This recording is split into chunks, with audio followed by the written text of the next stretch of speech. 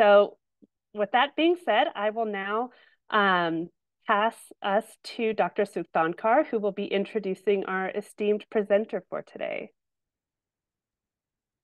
Thanks. So I don't know most of you. I'm Geeta Sukhthankar. I'm a professor of computer science at University of Central Florida, and I work with the InStep Methods Core. And one of the things that we're really excited about is the application of natural language processing to mental health data. And while I was browsing on the web, I was really inspired by some of the tutorials that Dr. Antoniak had put together. So I invited her to do this presentation. So Maria Antoniak is a young investigator at the Allen Institute for AI. She earned her PhD in information sciences from Cornell University and a master's degree in computational linguistics from the University of Washington. She's worked at a lot of cool places: Microsoft, Twitter, Facebook, ETH Zurich. And also she's been awarded, so in our field of computer science, there are a number of Rising Star Awards for our junior researchers who are doing really cool, neat new stuff. And she's been recognized with Rising Star Awards in computer science and data science. So thank you so much for joining us, Maria. Thank you for having me. I'm just, excuse me one moment while I now set up my screen again.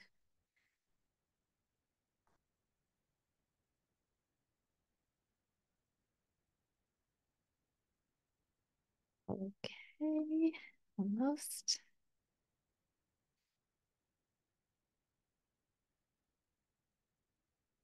Okay, great. I think we're set up.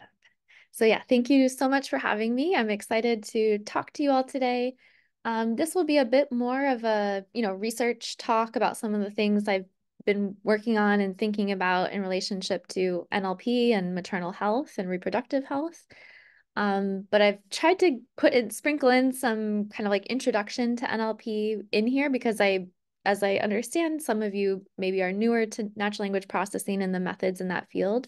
So I've tried to add in some explainers where needed, but please feel free to chime in and ask me questions. I can slow down and explain a method. I'm also happy to talk afterward by email if there's anything in particular that, strikes your interest or a method that you want to know more about.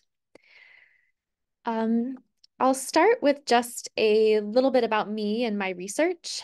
So my research is to use natural language processing and also large language models, which is one type of method within natural language processing, to use these tools creatively to study human experiences. And I focus my research questions in three areas. So I'm interested in people. So those might be members of online communities, they might be healthcare workers, but how people are using language to interact with one another. I'm interested in subjective cultural concepts, things like narratives and values, and trying to use our computational tools to measure these subjective things. And then I'm really interested in person-focused healthcare, especially maternal health, pain, and reproductive health. Cultural analytics is one of the subfields where my work lies. This subfield is concerned with the computational study of cultural objects, processes, and agents. Traditional unsupervised natural language processing methods, like before things like ChatGPT or large language models, continue to be very popular in cultural analytics research, and you'll see that in some of the specific research studies that I highlight in this talk. It won't all be large language models, but of course, now that we do have these new tools, those new tools are also unlocking new ways to study human culture. And the first part of the talk will be about that. And more specifically, going into thinking about storytelling, this is a topic that I'm really excited about and very interested in computational approaches to storytelling and narrative analysis. And there are many reasons why I'm interested in this topic and the ways in which it connects with my other research topics, including healthcare. So as a rhetorical strategy, storytelling can drive social movements. It can spread misinformation, including health misinformation, but it can also spread good information. It can educate people. People like to learn through stories. Stories are compelling. As a form of self-disclosure, personal storytelling can strengthen social bonds. It can build trust within a community, and it can also benefit the storyteller's psychological well-being to share their story. As a sense-making strategy, communal storytelling can help individuals and groups learn from perhaps their shared healthcare experiences. And for NLP researchers, modeling narratives is a very challenging task. And we like challenging tasks in natural language processing because not all tasks are challenging. Some tasks are very easy for computers to do. And especially now with these new tools like large language models, some tasks that previously were very difficult are now very easy. But narrative analysis is not one of those. Storytelling is very complex. It's hard for humans to analyze narratives in a consistent way. And that's great. That gives us like a good challenge to work on computationally to see if we can get better at it. And storytelling also comes up a lot in the pre-training and prompting data that we use with these big models. So that's another reason why I and other NLP researchers are interested in storytelling specifically. And then going from storytelling into healthcare, the part of my work that focuses on healthcare is a little bit different from a lot of other work in natural language processing that studies healthcare. So within natural language processing, there's a subfield of biomedical NLP, and a lot of that field is focused on tasks like information extraction or diagnosis prediction, a lot of work on EHR data, more structured tasks. What I'm really interested in instead is text analysis to support people. So to support online health support communities, thinking about chatbots, things like ChatGPT again, and how they might or might not be able to support people through their healthcare experiences, and the types of sense-making strategies that people engage in during and after a healthcare experience. I'm also very interested in this field of narrative medicine, which lies at this intersection of the humanities, clinical practice, and healthcare justice, and intersects nicely with my computational work on narratives that uses patients' narratives to promote healing. So these are kind of the major threads in my work: storytelling, person-focused healthcare, trying to measure things that are difficult to measure, usually in a like community setting where people are interacting and talking or writing to each other, and using natural language processing tools to do all of that. Now, I'll give you a very brief, very high level, just a few slides, intro to natural language processing to give you some intuition if this is newer for you, of what do we even do in natural language processing? What does that mean? How do we approach problems? And what kinds of things are we trying to do in this field? Natural language processing, or sometimes known as computational linguistics, uses computational methods to study human language. This can include analyzing human language and generating human language. And our methods can include statistics, machine learning, linguistics, and programming, among others. And some examples of things that are powered by natural language processing that you likely use in your everyday life are things like Google search, chat and voice assistants like Alexa or ChatGPT, email spam filters, autocomplete when you're texting or writing. All of these are different applications of natural language processing. And within natural language processing, there's this what's known as the distributional hypothesis, this very famous saying that you shall know a word by the company it keeps. And this is what underlies almost everything in natural language processing, which is we want to learn about human language. We want to study how people write and speak. And we want to learn from those patterns, perhaps to generate language. And the way that we're going to do that, because we want to use computers, and computers don't know human language, but they do know numbers, is that we're going to study how words co-occur with other words. We're going to count up how many times each word co-occurs with every other word, and we're going to use those count patterns to do all kinds of much more complicated things. So in other words, we want to know which words often appear together. And what we hope and what we often find is that we can learn about the meaning of a word by studying its usage. And we'll often use a word's usage patterns as a proxy for its semantic relationships to other words. And just by doing this, by like counting up these co-occurrence patterns, we're able to do really amazing things like underneath ChatGPT, the first part of that, something that would power a model like that is just this, counting up all these words and co-occurrences of words across a really, really big data set. And the other concept that's important to understand in natural language processing is language modeling. A language model is a model that assigns a probability to a sequence of words, or to all sequences of words. So given a word sequence, if I show you a word sequence, can you predict the next word sequence?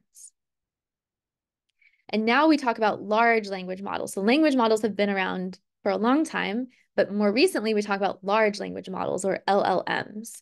They're also referred to sometimes as pre-trained models or foundation models. And these models rely on vast collections of pre-training data. That's why we call them large language models. And common sources for that pre-training data include web scrapes, books, Wikipedia, Reddit, scientific publications, and anything else that those engineers can get their hand on, any human text that they can get their hands on.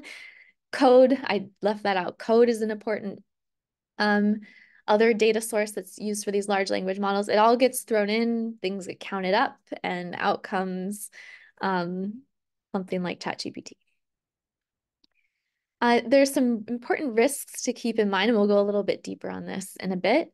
But lack of interpretability is a problem with these big models. It's hard to say, you put something in, you get something out, and what happened in between is pretty hard to trace and to understand. And there's a lot of research in natural language processing on interpretability and trying to figure out how the model made the decision that it made. Giant data sets. These models rely on giant data sets that are very difficult to document.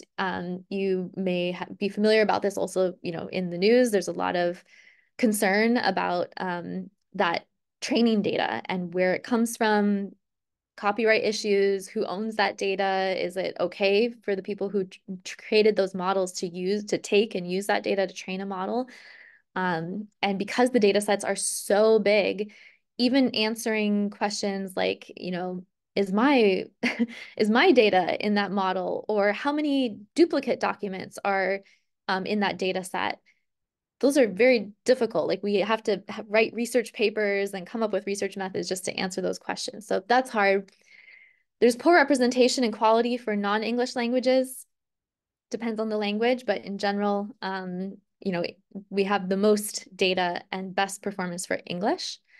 So if you're working with data outside of English, you might have a hard time using some of these NLP tools. And then there are all kinds of toxicity and bias challenges that are baked into these models and that are important to be aware of if you're going to be using these tools. And these are all things that NLP researchers are very interested in and trying to address. And there's a lot of research in each of these areas right now.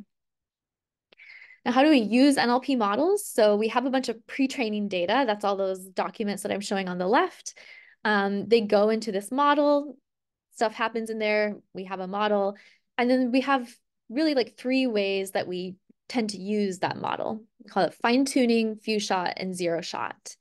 So zero shot might be what you are familiar with if you've used a tool like ChatGPT just via a web interface or some like user interface. So you just type in a query and there is some output. So you're not showing any examples, you're not teaching the model any particular pattern or to address any particular problem. You just give it one question and you get one answer back. There's also a paradigm called few shot. This means we give it a few examples. So you can do this. You can try this in your prompts. Again, within a web interface, you can do this. It just means that when you give that prompt, you also give a few examples of the type of thing that you're looking for. This is a really popular paradigm right now. It's called few shot. There's also fine tuning. So sometimes we'll take this big model and we will adjust it for a particular use case. Like maybe you have something very specific in mind that you want this model to do, some prediction you want it to make. And you have a bunch of data and you can show it many examples, not just a few. And you can actually adjust the inside of the model to better address that specific task. And that is called fine tuning.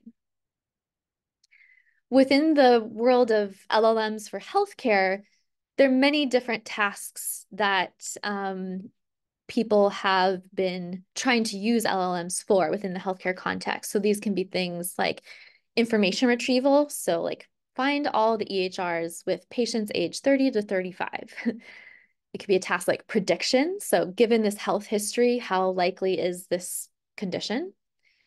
Could be question answering. So these could be like general purpose tools for patients or providers. We could be looking for linguistic patterns. So for example, like how do providers refer to different demographic groups in the records that they're producing? We could use these large language models for this type of analysis, for prediction, for question answering, for information retrieval. We could use the same model for all of these tasks if we use one of the really big models that is generalizes really well, or we could use a smaller model customized or fine-tuned to the individual task. So that's all I'm going to say as like background for natural language processing, very high level. If you're curious, on my website, there's a link to a set of tutorials and code and guides and recorded lectures called AI for Humanists. We gear it towards researchers in the humanities, but I think it would be applicable to researchers in other fields as well, and gives you some nice I think, intro and more in-depth intro than what I was just able to provide. If you want to go deeper and try some of this out yourself, that could be a good resource. But now let's back away from the intro to NLP and talk about some research topics that I've been really interested in. So I have 3 things I want to talk to you about today.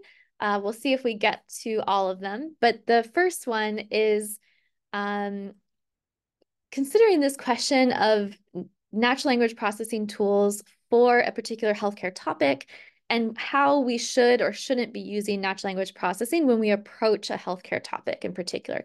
There's a lot of hype right now around natural language processing and large language models for healthcare, and we wanted to focus on a very specific healthcare topic and really think through some of the risks and benefits to using these kinds of tools in this kind of high-risk setting. This was a collaboration between the Allen Institute for AI, which is where I work, the University of Washington, UC Berkeley, UCSF, and the Center for Health Justice at the Association of American Medical Colleges. We gathered perspectives on large language models and natural language processing tools from a bunch of different groups, and we developed guidelines for using natural language processing for maternal health specifically. There are existing guidelines. So, if you want to find some guidance on how to use machine learning or natural language processing tools and methods in general, in an ethical way, and for healthcare more specifically, there are existing guidelines. Most of those guidelines focus on a traditional development pipeline and give recommendations related to each pipeline step. And the guidelines in these prior works are based on literature reviews and broad sets of healthcare examples. They're not usually focused on one specific healthcare setting. And they're drawing their guidance from looking at the field, looking at the prior work, and summarizing those best practices. What we wanted to do was to narrow our focus. So we build on this prior work that constructs these ethical guidelines for machine learning practitioners by narrowing our focus in 3 ways. So we wanted to consider NLP methods and applications, especially large language models, not all of machine learning, but specifically natural language processing and large language models. We wanted to directly solicit perspectives from many different affected groups. So rather than us reading the prior work and sitting and coming up with what we thought would be the best practices, we also wanted to directly engage with the people who would be most affected. And we wanted to focus on a specific healthcare topic, in this case, maternal health. Why maternal health? Why not a different healthcare topic?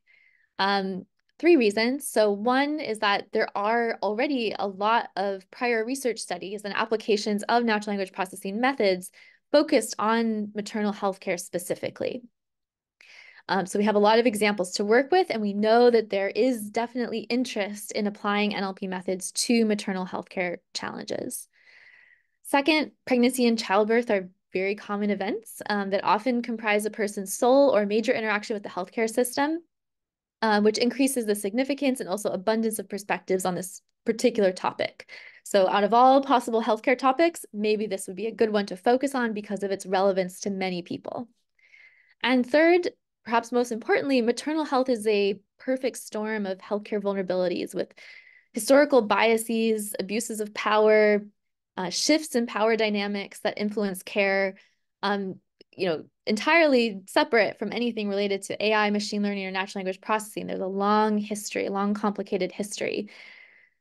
Thinking about how natural language processing and large language models would interact with that history, with those power dynamics, was something we were very interested in. And so for these three reasons, we wanted to focus on maternal health. We talked to a bunch of different stakeholders, including birthing people, nurses, pharmacists, community health workers, physicians, healthcare management, population and public health researchers, and local and state public health workers. We wanted to talk to a bunch of different groups as we develop these guidelines.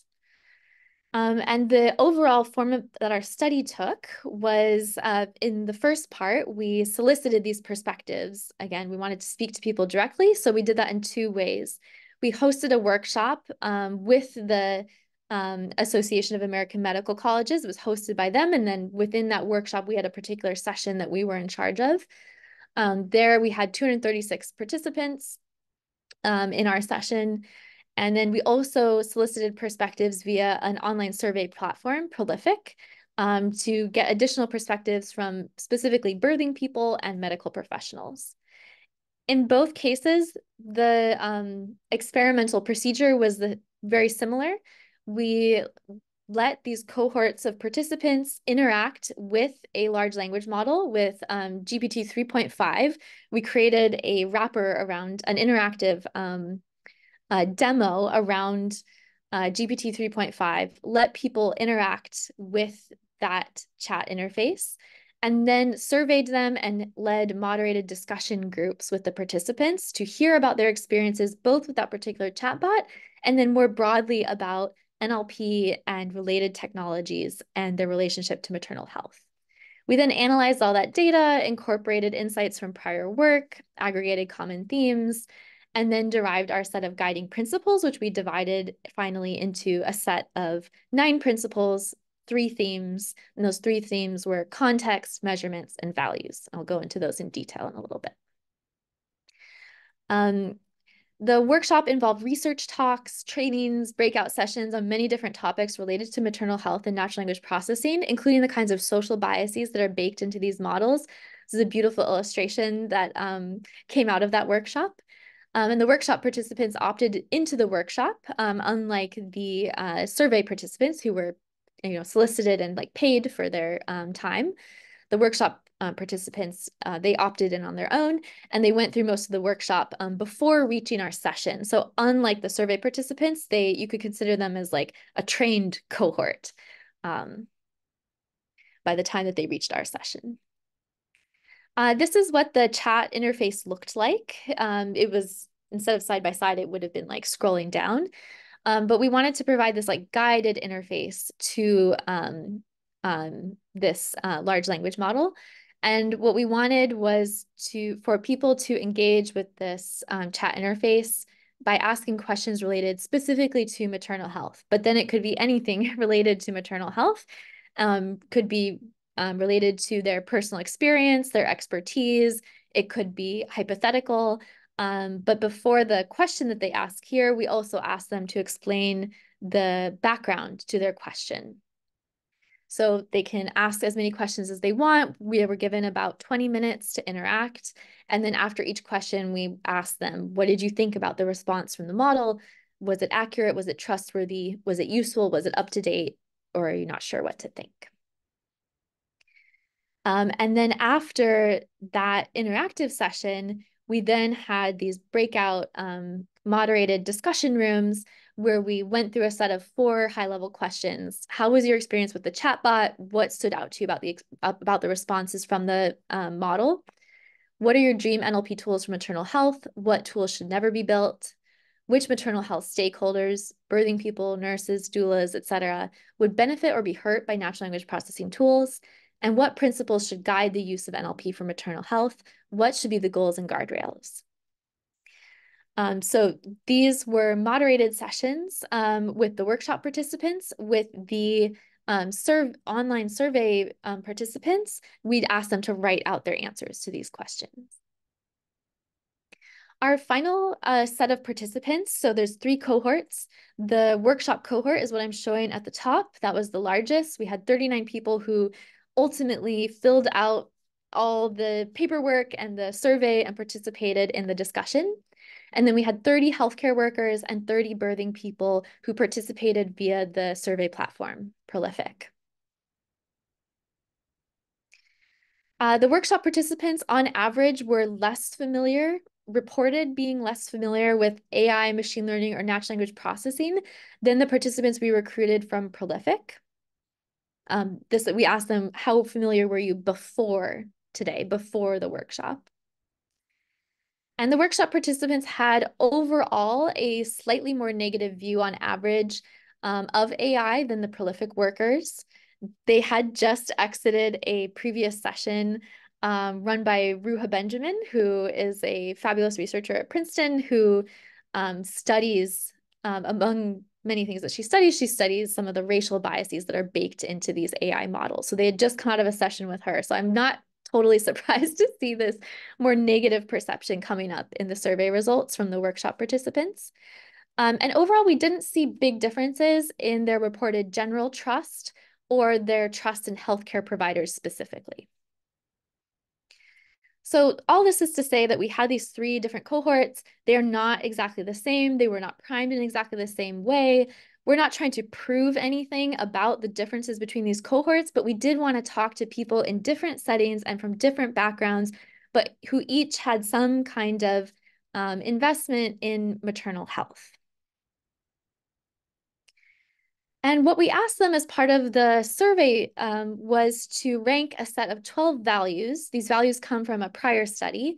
We asked them to select the most important values from that set that were the most important when applying natural language processing methods to maternal health.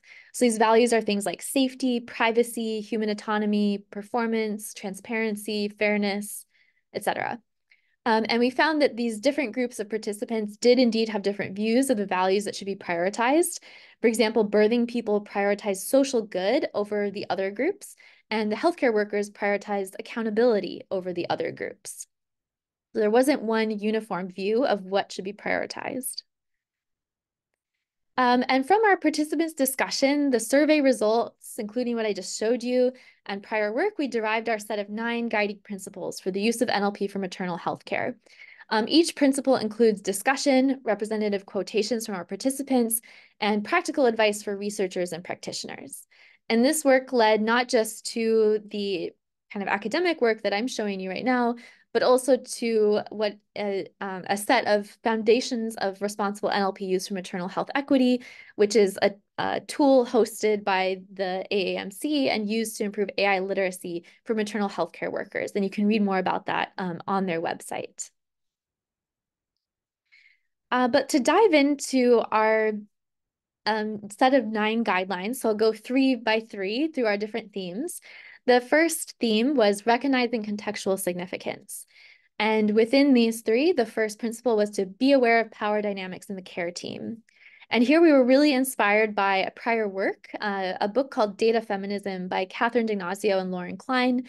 They argued in that book that power should be a central concern of feminist data science, and maternal health care has a long and fraught history of shifting power dynamics in the care team. And these historical shifts, for example, male OBGYNs replacing midwives in the early 20th century, have led to the marginalization of some maternal health care workers and both good and bad consequences for birthing people. And what we'd like NLP practitioners to know is to know this history and work to improve rather than exacerbate existing hierarchies, being mindful of the impact of tools and automation on midwives, doulas, and other care workers whose placement is already precarious. So for example, one of the healthcare workers in our study mentioned that an AI chatbot could eliminate the need for a doula, highlighting the vulnerabilities of certain workers in the eyes of other healthcare workers. One of the birthing people framed this as a harm rather than an opportunity. They said if mothers relied too heavily on AI instead of seeking professional help, then the nurses and doulas may see fewer people seeking care. The second principle in this section is know the politics and implications of your measurements. So here we wanted to highlight that NLP tools, when used for data collection, can have unintended consequences that can impact the safety and agency of birthing people. So for example, overemphasis on data collection can draw resources away from building solutions. Reproductive health is politicized, and measurements may be used as evidence in support of unexpected agendas. If you don't think through ahead of time, how am I presenting my results? Why are we measuring what we want to measure? You could be surprised by how the results of your study are framed and used by others. That's something that is worth thinking about ahead of time. And focusing only on measuring problems can contribute to what are known as deficit narratives that blame communities for their own challenges. In our literature review, we found that a lot of prior NLP research for maternal health has focused on data collection and surveillance of birthing people. So there are like so many studies monitoring the mental well-being of birthing people, probably all very well-intentioned, but when you look at it in aggregate, it's a lot of surveillance of birthing people and not a lot of attention paid to the clinicians and other healthcare workers who are involved in maternal health. And one of our participants pushed back against this pattern. They said it's key that the AI is actually able to provide solutions to problems that can be fixed and not simply acknowledging them. So not simply measuring problems, but also trying to provide solutions. Financial motivations also muddy those decisions, with the healthcare industry often focused on reducing costs. And one of our participants said, I get worried about what'll happen when insurance companies think there's cost savings to using these tools. They can cut corners, have more profit, given the incentives in the healthcare system. And then the last principle in this section was to learn from maternal health traditions and communities. With thousands of years of cultural traditions, healthcare practices, and tool development related to maternal health already, and NLP practitioners should learn from those traditions rather than reinventing the wheel. One of our participants said, people have the mindset that this needs to actually replace things, or that this needs to be the way in the future of addressing maternal health, diminishing all the work that's been done in the past and the positives of having people that truly understand this work. Learning from traditions and communities could help avoid repeating mistakes made by others. So another participant said, it should follow meaning AI, should follow the same guidelines that medical professionals do no harm. Our second set of principles were grouped under a theme of holistic measurements. And the first of these principles was to optimize for outcomes that support the whole person. And I really liked this quote from this participant. They said, it's not just about the outcome, right? It's about the whole experience. And for maternal health in particular, I think that's so true. Most NLP research is focused on these structured tasks with defined and accessible outcomes, like trying to predict whether someone will have postpartum depression. And those kind of tests are important, but so are other outcomes like achieving a positive birthing experience or breastfeeding without stress. As one participant said, it would be great if AI could tell everything from conception to birth. That would be great. We're not there yet, but yeah, indeed, that would be great. And taking a more expansive view of the tasks and optimizations that could benefit maternal health stakeholders could open the door to other opportunities. And the second principle here was to protect all groups of birthing people. The healthcare system treats people differently. We know that it does on the basis of race, class, gender, and other attributes. Natural language processing models can mirror those biases that are found in their training data sets. And everything that has the potential to benefit also has the potential to hurt, in the words of one of our participants. So in evaluating NLP systems, one should consider both the disparities in impact and disparities in treatment. Tools should, quote from a participant, allow providers to improve their own cultural competency or race consciousness and empower those lacking social and financial support, such as young birthing people. And lastly, hold on to the human, empathy, emotion, relationships, and complexity. So this, of course, is a topic close to my research interests. Emotion, empathy, and storytelling, these are all important components of healthcare, and natural language processing tools should account for such human elements, remembering that each birth is unique and each birthing person has a unique set of circumstances, experiences, and preferences. One of our participants said, human connection is important and should be emphasized so that better quality service can be provided. Another person said, your own judgment and human compassion, wisdom, and experience are a part of the care. And we think that workers with language data, as opposed to structured data sets, open doorways to subjective tasks like measuring empowerment, agency, or sentiment. And another final quote for this section, birth is so complicated, though, that I don't see women ever replacing a medical care with AI advice completely. And then our last set of principles, grouped under the theme of who and what is valued. The first principle here was to include the voices of those who are seeking care. The voices of the most vulnerable group, the birthing people, the most directly affected, should be included in the design and the development of NLP tools. Centering the principle of nothing about us without us, most recently popularized by disability activists, is really important. And while it may not always be possible to include birthing people on a research or production team, it's important to integrate their perspective throughout design and deployment processes through surveys, user studies, or other methods. As one participant put it, there needs to be community input, there needs to be representation in creating these tools. Second, always center the agency and autonomy of the birthing person. Maternal healthcare has this unfortunate history of abuse and disregard for the birthing person's agency. And natural language processing practitioners, even when studying topics like misinformation, should not work from a perspective of skepticism about the birthing person's ability to make decisions for themselves.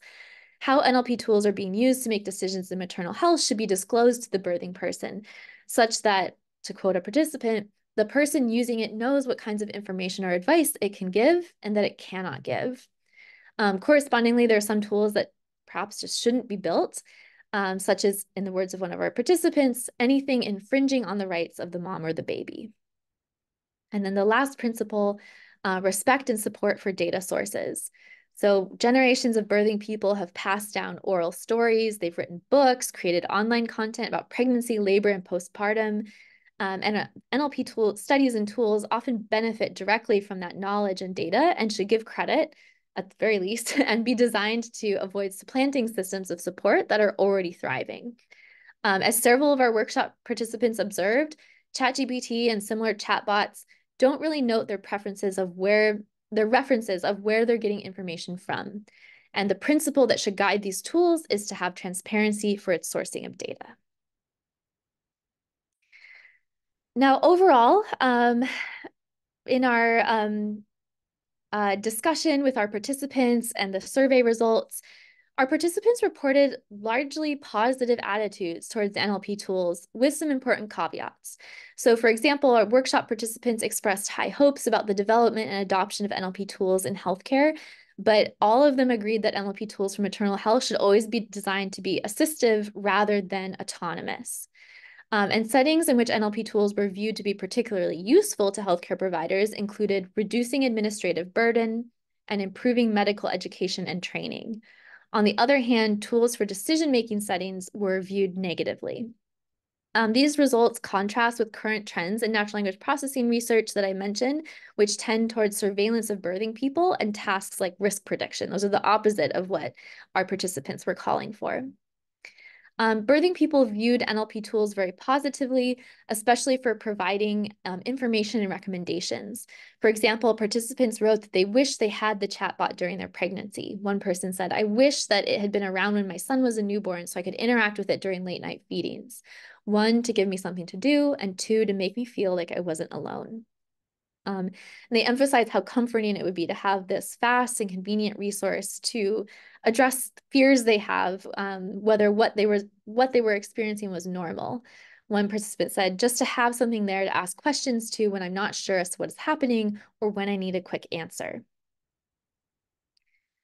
In their free text responses, about half of the birthing people and 2 of the healthcare workers compared their experience with the chatbot to their past experience with internet search engines like Google. most frame that comparison favorably, writing that oftentimes people will Google questions and try to sift through all the search results, try to find applicable information. AI could make that a much more efficient process. And another person said it would be nice to be able to type in worries and fears to an AI bot and get accurate answers instead of going down rabbit holes on search engines that leave you more concerned. And this was something we didn't prompt for. They drew this comparison to search engines themselves. On the other hand, one participant noted the dangers that are similar to known dangers of popular healthcare websites. They said people already diagnose themselves on WebMD, providing more tools could be dangerous. And these participants viewed large language models as one more tool in an existing information ecosystem, exacerbating or ameliorating many of the same challenges. This view is complicated by recent work, for example, by Shaw and Bender, that emphasizes the risks of using these chatbot tools as replacements for traditional search interfaces, both to their users because of hallucinations and the errors these models can make, and to entire information ecosystems that can be polluted by incorrect and ungrounded outputs of large language models. It's already happening. When you Google things, you'll often, what you will find are outputs of these language models that may or may not be correct. And that work by Shaw and Bender calls for slower research that prioritizes answering fundamental questions about evaluation, cost, et cetera, before deploying these tools as information retrieval systems. So there's a tension here between what is emerging as important risks in the field and perceptions of the users of these systems. And there's a lot more data that we collected as part of this study that we haven't fully had time to analyze yet. There's a lot more that we want to do with this data. So we also collected the query data that people were inserting into the chatbot. And I'm showing here some initial analysis of that data where we grouped the queries according to qualitative themes. It's a small but high quality query data set written by a bunch of different people related to maternal health. And on this specific healthcare topic. So it's a bit of a unique data set compared to other NLP healthcare data sets. And I'll show you a couple examples. So of the themes that we've pulled out, there are a lot of questions around best practices. So people asking the model, what should I do? What is the known best practice for this scenario? There are a lot of people asking questions around symptom interpretation and risks. Also asking the model to assist them in weighing options and finding resources. And here's an example. So again, we asked them to both provide context for the query that they were writing. That's what's shown on the left.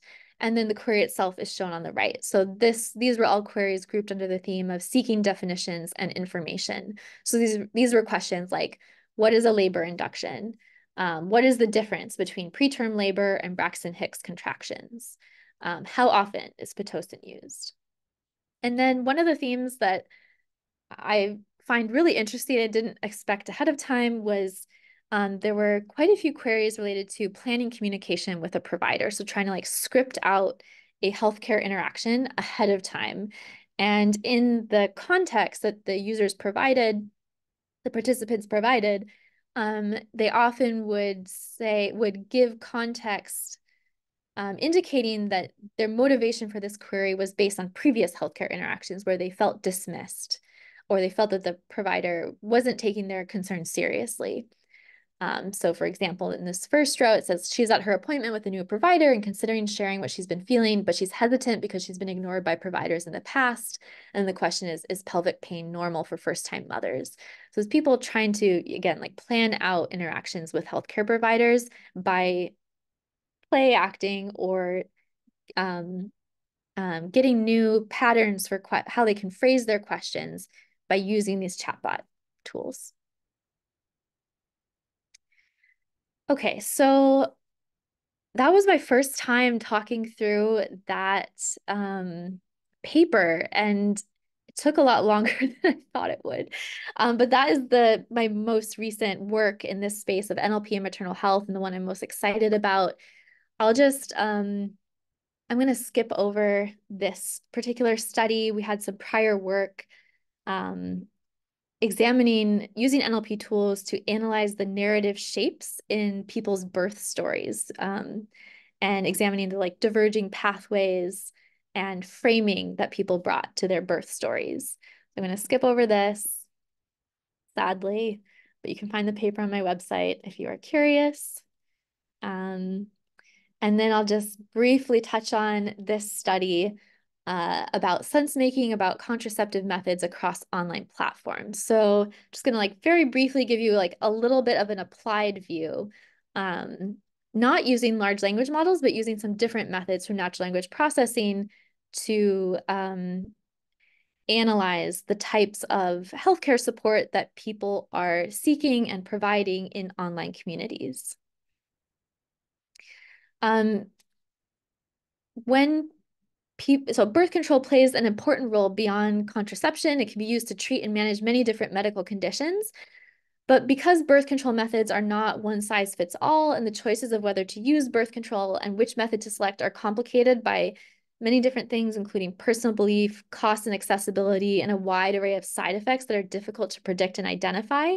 When navigating this decision, birth control users face a sense-making challenge, and many people in this situation turn to online communities and online discussions to help them work through their decision-making process and understand their healthcare experiences. And we had a couple different research questions going into this study. We were interested in which birth control methods and side effects are more likely to be discussed on different online platforms. And we were also interested in what kinds of sense-making activities birth control discussants engage in online and how those differ across platforms. So I'm just going to give you like a kind of teaser view of this study. Again, if you want more detail, you can find the paper on my website. But we collected a bunch of data from Reddit and from Twitter, both Reddit posts and comments and Twitter posts and replies. And we used 3 different methods. Again, relatively simple methods compared to the big models that are very popular now. We used customized lexicons, so lists of words and rules, to identify both the mention of different birth control methods, like pill or IUD or implant, and different side effects. And then we use a method called topic modeling and a specific topic model called method called latent Dirichlet allocation to extract themes from the discussions that we were examining. This is an unsupervised model, which means that we show it a bunch of text and it will then tell us these are the primary themes in this collection of texts. And again, just as like maybe a teaser for you to go and look at the paper in more detail, one of the first things we found, just looking at the frequency of the mentioned birth control methods, were large differences, both between birth control methods. So we focused on the pill, IUD, and implant as the most common reversible methods discussed on these platforms. So we see big differences between the different methods, between the different platforms, and over time. So in general, we find that on Reddit, the pill is discussed more often, whereas on Twitter, there's been a change over the years, but now the IUD is discussed much more than other methods. And we also found differences across the platforms and across the methods, but more interestingly, I think, across the platforms in what types of side effects are discussed on these different platforms. So for example, side effects like bleeding are more discussed on Reddit, while side effects like stroke or heart attack are more discussed on Twitter, these more like severe side effects.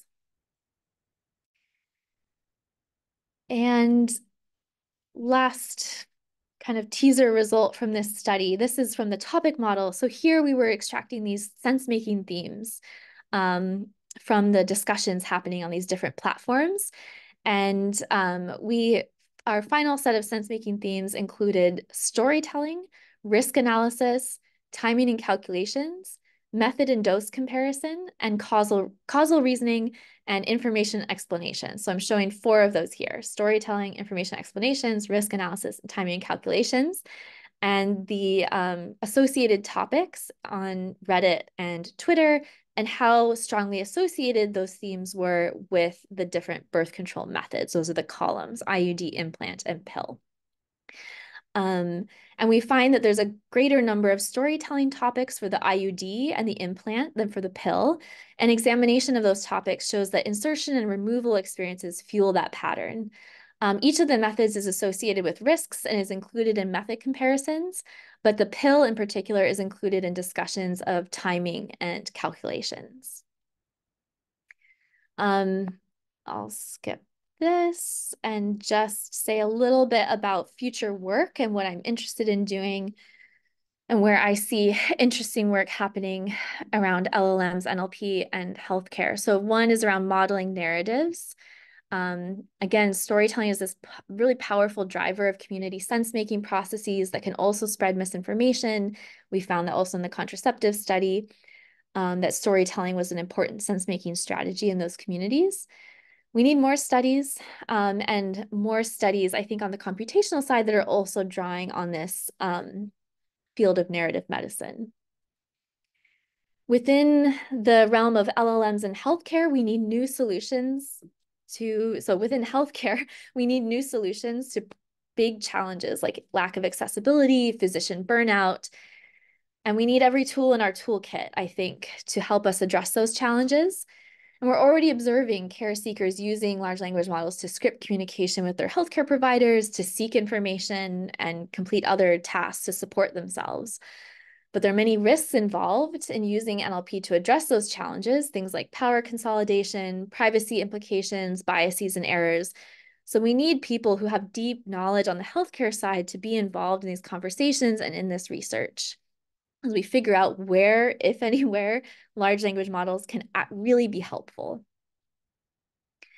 And then I also think we need a lot more work on the probing of these large language models. We need more stability evaluations when using these models for small and socially specific data sets and tasks that also come up in a healthcare setting if you're interested in a particular healthcare topic.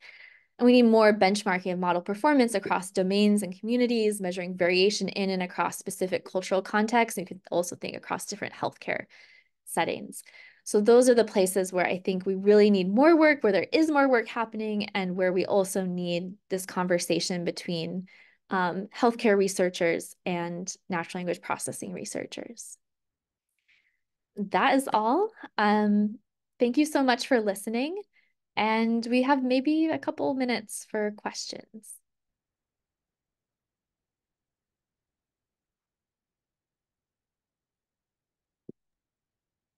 So I'm going to jump in. Greg Ahrens, UCSD. Thank you. Great talk. Ton of really interesting and work that can improve the lives of people seeking healthcare.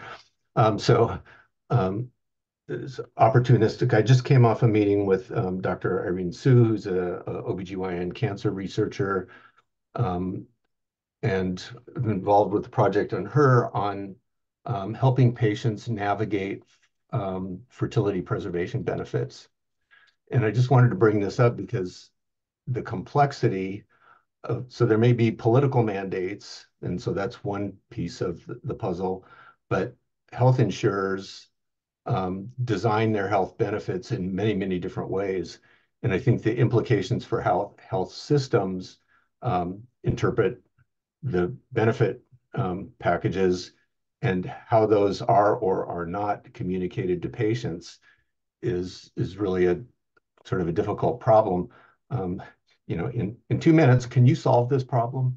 I just wonder what your thoughts are with all that complexity and how we can help the patients better navigate this.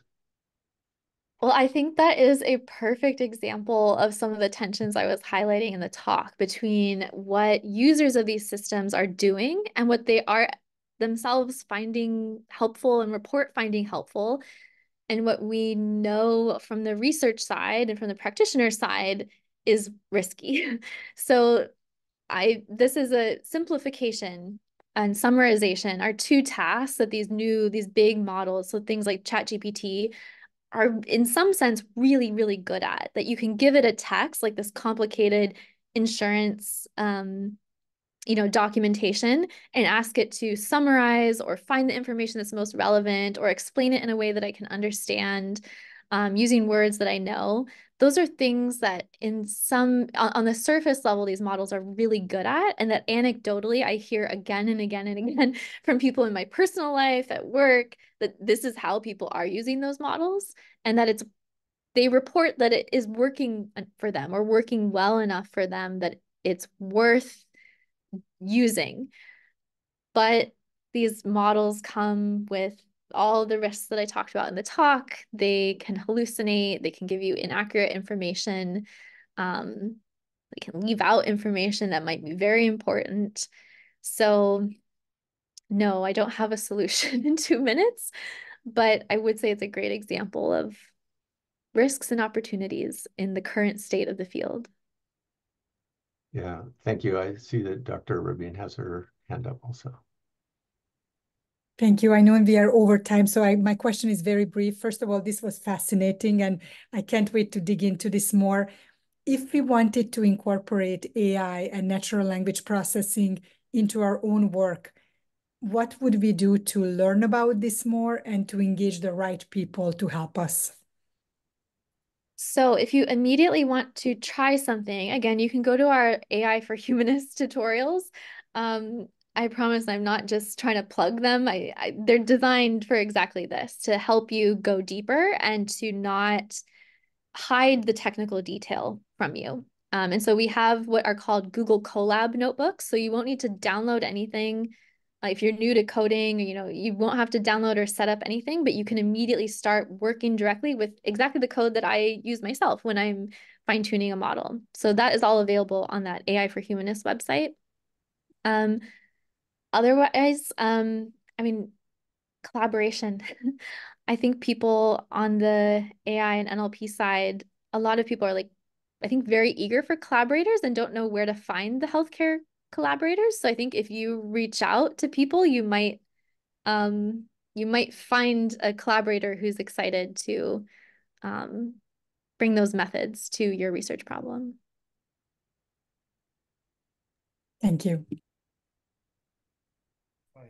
I know we're over time, just a real quick question. And I think you sort of touched on this, but as far as the care-seeking behaviors and the risks and rewards of that, I know the guidelines that you put together are a little bit more higher level, maybe a little more oriented towards the healthcare workers and how they should understand and maybe communicate this with some of the individuals we're working with.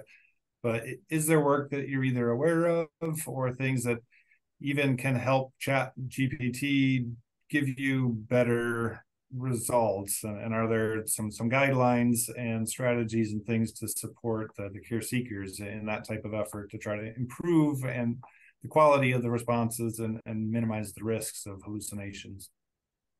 From the care seekers' perspective. From the care seekers' perspective, yeah. That's a good question. I mean, to some extent, no, there isn't much as a user that you can do to influence these big tools like ChatGPT, these public facing tools.